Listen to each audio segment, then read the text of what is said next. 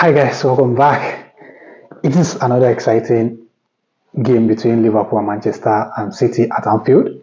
And what a dramatic turn of events because Liverpool were winning 1-0 from a thunderous strike by Dominic Szoboszlai, which was a free kick, before Manchester City fight back and got an equalizing goal through Bernardo Silva, and late in the game Matthew Nunes was fouled by Haaland before Haaland converted from the spot, which gave Manchester City all the 3 points.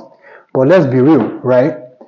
Manchester City were on the good side of the officials today because they are favoured with officiating. I'm not saying the officials have been biased or something, but from my own perspective, right, I think that they were extremely fortunate because the first foul by Bernardo Silva or Mohamed Salah, I do not see a reason why that shouldn't be given as a penalty and as a red card, because it is a clear and obvious error from the officials. Because like Bernardo Silva is,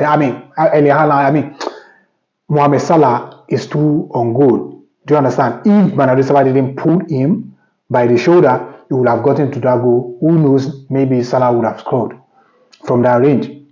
That is number one. Number two is the same Mohamed Salah that Maguire pulled back on the edge of the ball. That wasn't a penalty, but for me personally, I think that should have been given as a red card because he's also too on goal.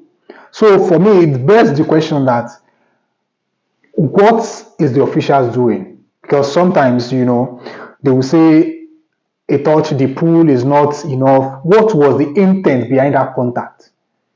What was the intent behind that contact to disrupt the play? Definitely, it warrants a red card because the player is too on goal.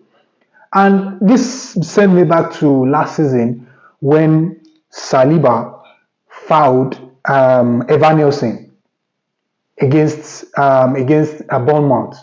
It was way after the line when that foul happened, but they all came to defend the reason why Saliba was sent off. But what is this? What is this? From my own perspective, right, I think that somehow the officials give players whatever, or teams whatever they wish, whatever they think, not interpreting the rule of the letter of the law or that nonsense I used to say. But that's it by the way. Now, City dominated in the first half, right? But they lacked that quality in the first half. In the final third, they lacked the quality. And mind you, Liverpool were completely average in the first half. They were completely average. City's high press was effective that Liverpool couldn't play out from the back, which is something exceptional from Manchester City, how they put Liverpool under pressure in the first half. But I have to commend Liverpool because they held their nerves in the first half and they defended as a unit, defended really well. They stayed compact and they did not allow any space in between their defensive line for Manchester City, and they were only left to some scrambled effort in the first half, which I think Haaland could have gotten Manchester City the opening goal in the first 1 or 2 minutes of that game, where he was through on goal one-on-one with Alisson, but he couldn't capitalize on that. That was just the only good opportunity I think Manchester City have in that first half. And in the second half as well, Salah also, in the first half, Salah also have some, I wouldn't call it an opportunity because obviously it is really not that clear opportunity, right? He also had two opportunities. I think maybe luckily might have gotten Liverpool something, but it is a difficult one. Do you understand?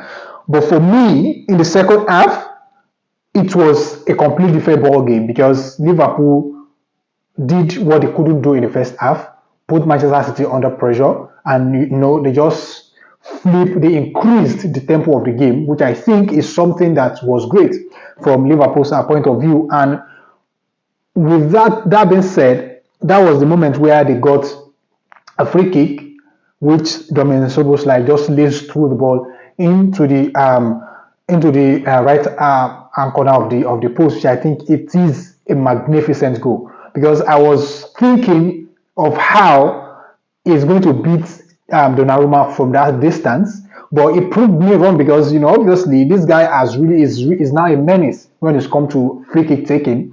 Whenever Liverpool have that free kick very near to the 18-yard box, he's just the right man.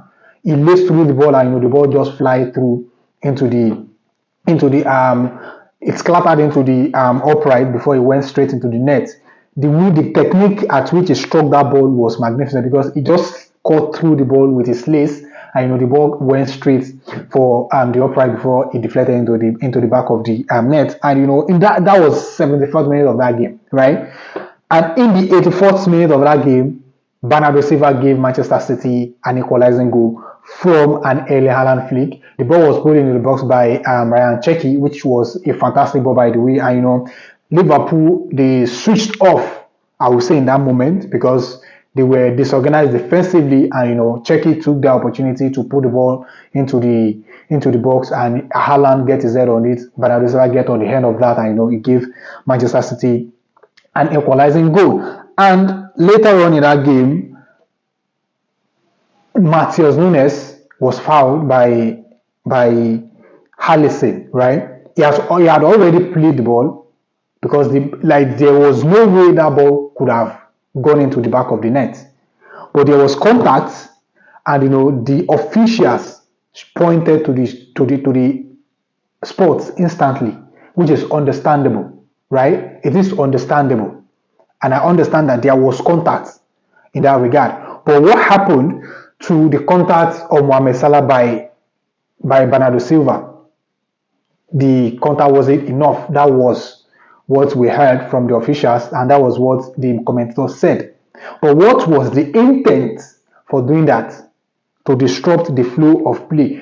And that should warrant a penalty. And every now and then, this is the reason why I love to watch the Champions League. Because the officials are not emotionally invested in anything. There's no bias. If they make mistake, you know that this mistake is clear, not that they are favoring anyone. But in the Premier League, it's not the same. It is not the same. Look at what happened. Look at the incidents that happened in that game. Look at the incidents that happened in that game. Two clear opportunities for Liverpool denied by shirt pull, shoulder pull, whatever. But Silva doesn't even get a yellow card for that. Right? So I do not understand. And